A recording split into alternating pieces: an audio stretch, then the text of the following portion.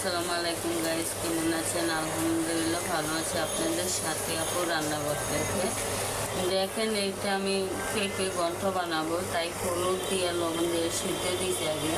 পেঁপেটা সিদ্ধ হইলে একদম ডাইলের মতন ভেঙে নিব আদা ভাঙা, তারপরে পাঁচ ফোড়ন দিয়ে আমি এটা বাগার দিব। আমি একটু পেঁয়াজ কুচি দিয়ে দিব, একটু কাঁচামরিচ কুচি দিয়ে দিব।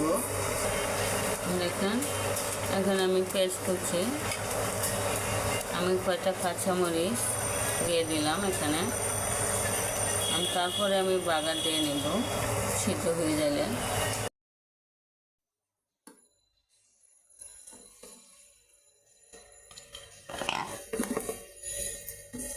দেখেন, পেঁপেটা এখন ভেঙে নিতেছে, আমি সিদ্ধ হয়ে গেছে, তার জন্য পেঁপে এখন আমি একদম আদা ভাঙা করে নিব।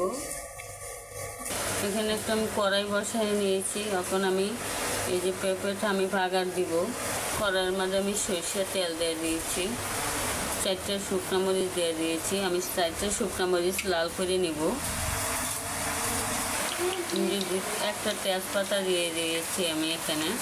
এখানে আমি এখন রসুন কুচি আর পেঁয়াজ কুচি একসাথে দিয়ে দিব।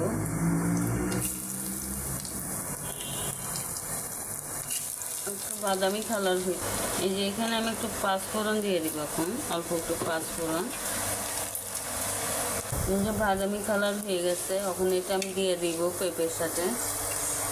এই যে দেখেন, আমার পেঁয়াজটা বাদামি কালার হয়ে গেছে, আমি এখন দিয়ে দিয়েছি। এখন পেঁপের ঘন্টটা হয়ে গেছে, মাশাআল্লাহ কত সুন্দর হয়েছে। এখানে